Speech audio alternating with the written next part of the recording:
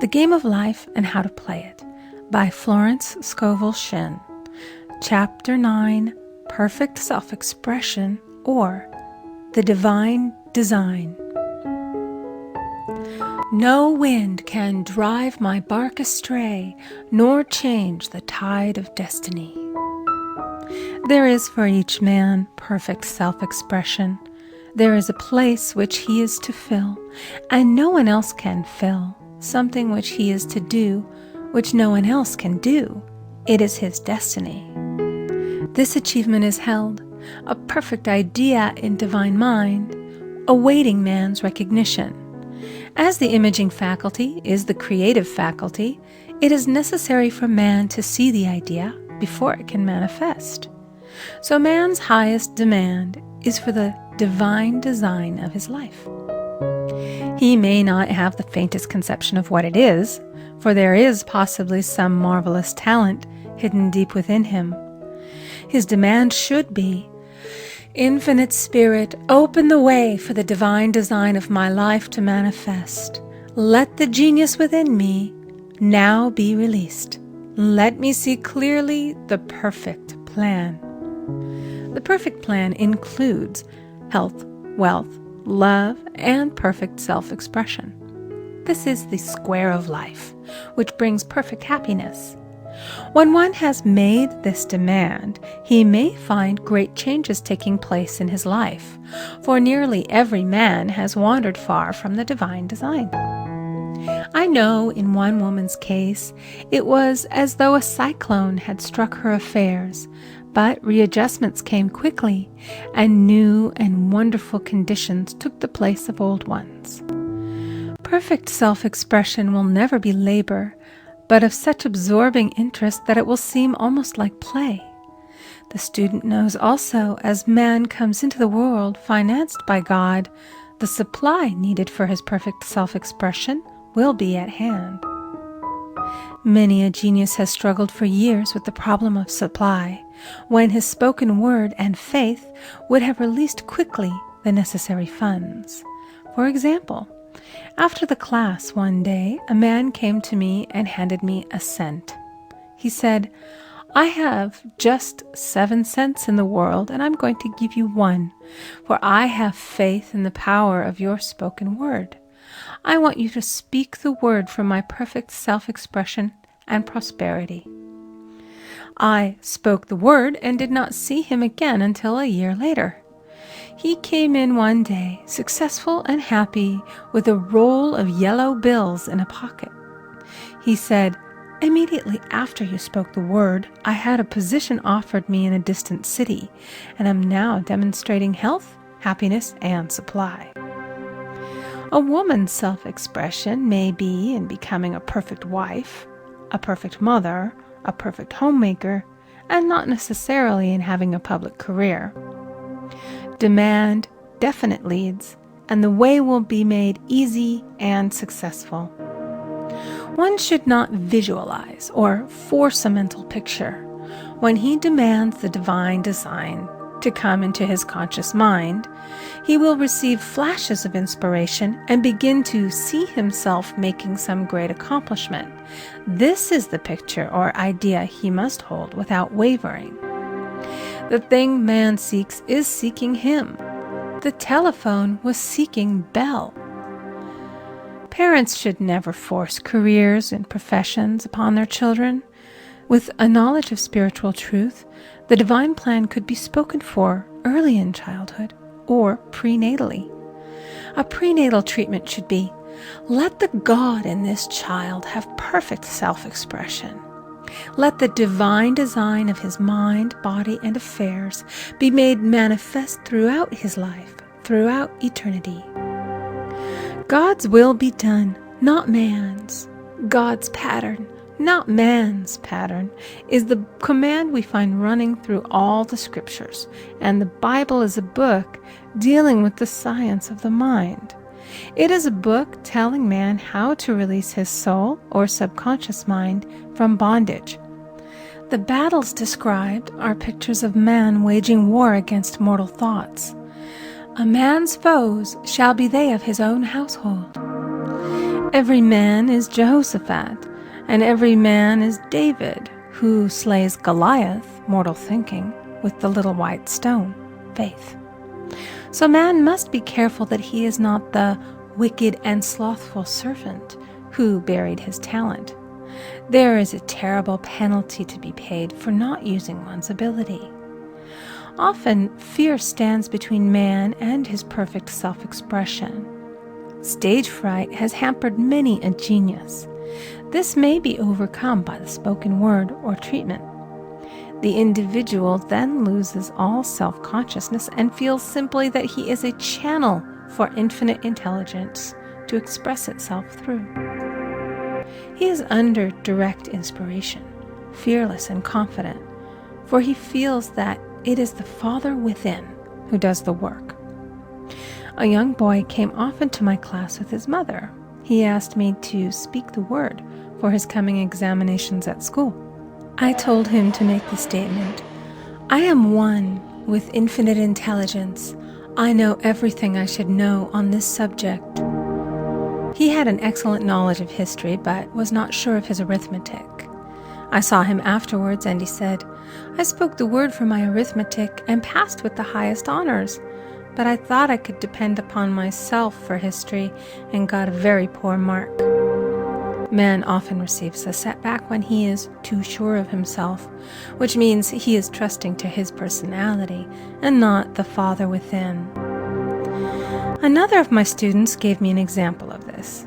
She took an extended trip abroad one summer, visiting many countries where she was ignorant of the languages. She was calling for guidance and protection every minute, and her affairs went smoothly and miraculously. Her luggage was never delayed nor lost. Accommodations were always ready for her at the best hotels, and she had perfect service wherever she went. She returned to New York. Knowing the language, she felt God was no longer necessary, so looked after her affairs in an ordinary manner. Everything went wrong. Her trunks delayed, amid inharmony and confusion. The student must form the habit of practicing the presence of God every minute. In all thy ways acknowledge Him. Nothing is too small or too great. Sometimes an insignificant incident may be the turning point in a man's life. Robert Fulton, watching some boiling water simmering in a tea kettle, saw a steamboat. I have seen a student often keep back his demonstration through resistance or pointing the way. He pins his faith to one channel only and dictates just the way he desires the manifestation to come, which brings things to a standstill. My way, not your way, is the command of infinite intelligence. Like all power, be it steam or electricity, it must have a non-resistant engine or instrument to work through, and man is that engine or instrument. Over and over again, man is told to stand still. O Judah, fear not, but tomorrow go out against them, for the Lord will be with you. You shall not need to fight this battle. Set yourselves, stand ye still, and see the salvation of the Lord with you. We see this in the incidents of the $2,000 coming to the woman through the landlord when she became non-resistant and undisturbed, and the woman who won the man's love after all suffering had ceased. The student's goal is poise. Poise is power, for it gives God power a chance to rush through man, to will and to do its good pleasure. Poised, he thinks clearly and makes right decisions quickly. He never misses a trick. Anger blurs the visions, poisons the blood, is the root of many diseases, and causes wrong decision, leading to failure. It has been named one of the worst sins, as its reaction is so harmful. The student learns that in metaphysics, sin has a much broader meaning than in the old teaching. Whatsoever is not of faith is sin. He finds that fear and worry are deadly sins. They are inverted faith, and through distorted mental pictures bring to pass the thing he fears. His work is to drive out these enemies from the subconscious mind. When man is fearless, he is finished. Maeterlinck says that man is God afraid. So, as we read in the previous chapters, man can only vanquish fear by walking up to the thing he is afraid of. When Jehoshaphat and his army prepared to meet the enemy, singing, "Praise the Lord, for his mercy endureth forever," they found their enemies had destroyed each other, and there was nothing to fight. For example, a woman asked a friend to deliver a message to another friend. The woman feared to give the message, as the reasoning mind said, "Don't get mixed up in this affair. Don't give that message." She was troubled in spirit, for she had given her promise. At last she determined to walk up to the lion and call on the law of divine protection. She met the friend to whom she was to deliver the message. She opened her mouth to speak it when her friend said, "So-and-so has left town." This made it unnecessary to give the message, as the situation depended upon the person being in town. As she was willing to do it, she was not obliged to. As she did not fear, the situation vanished. The student often delays his demonstration through a belief in incompletion.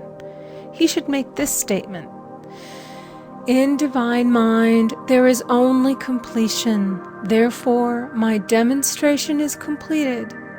My perfect word, my perfect home, my perfect health." Whatever he demands are perfect ideas registered in divine mind and must manifest under grace in a perfect way.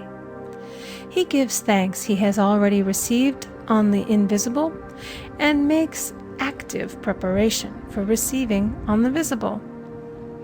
One of my students was in need of a financial demonstration. She came to me and asked why it was not completed. I replied, "Perhaps you are in the habit of leaving things unfinished, and the subconscious has gotten into the habit of not completing. As the without, so the within." She said, "You are right. I often begin things and never finish them. I'll go home and finish something I commenced weeks ago, and I know it will be symbolic of my demonstration." So she sewed assiduously, and the article was soon completed. Shortly thereafter, the money came in a most curious manner. Her husband was paid his salary twice that month.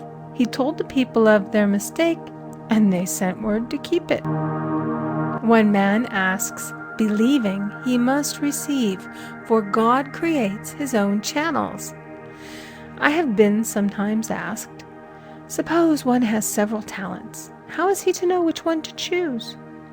Demand to be shown definitely. Say, "Infinite Spirit, give me a definite lead. Reveal to me my perfect self-expression. Show which talent I am to make use of now." I have known people to suddenly enter a new line of work and be fully equipped with little to no training, so make the statement, "I am fully equipped for the divine plan of my life," and be fearless in grasping opportunities. Some people are cheerful givers, but bad receivers. They refuse gifts through pride or some negative reason, thereby blocking their channels, and invariably find themselves eventually with little or nothing. For example, a woman who had given away a great deal of money had a gift offered her of several $1,000s. She refused to take it, saying she did not need it. Shortly thereafter, her finances were tied up, and she found herself in debt for that amount. Man should receive gracefully the bread returning to him upon the water. Freely ye have given, freely ye shall receive. There is always the perfect balance of giving and receiving, and though man should give without thinking of returns, he violates law if he does not accept the returns which come to him, for all gifts are from God, man being merely the channel. A thought of lack should never be held over the giver. For example, when the man gave me 1 cent, I did not say, "Poor man, he cannot afford to give me that." I saw him rich and prosperous with his supply pouring in. It was this thought which brought it. If one has been a bad receiver, he must become a good one, and take even a postage stamp if it is given him, and open up his channels for receiving.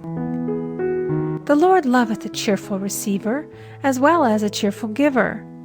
I have often been asked why one man is born rich and healthy and another poor and sick. Where there is an effect, there is always a cause. There is no such thing as chance. This question is answered through the law of reincarnation. Man goes through many births and deaths until he knows the truth which sets him free. He is drawn back to the earth plane through unsatisfied desire, to pay his karmic debts or to fulfill his destiny. The man born rich and healthy has had pictures in his subconscious mind, in his past life, of health and riches, and the poor and sick man of disease and poverty. Man manifests on any plane the sum total of his subconscious beliefs. However, birth and death are man-made laws, for the wages of sin is death.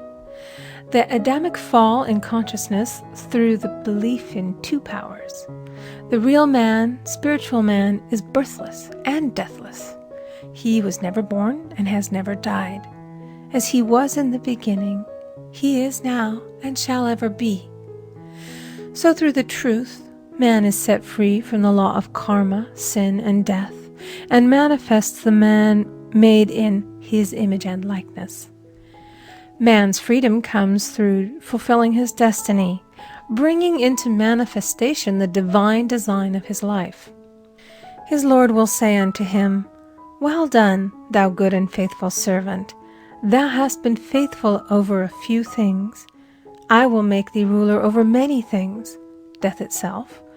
"Enter thou into the joy of thy Lord, eternal life."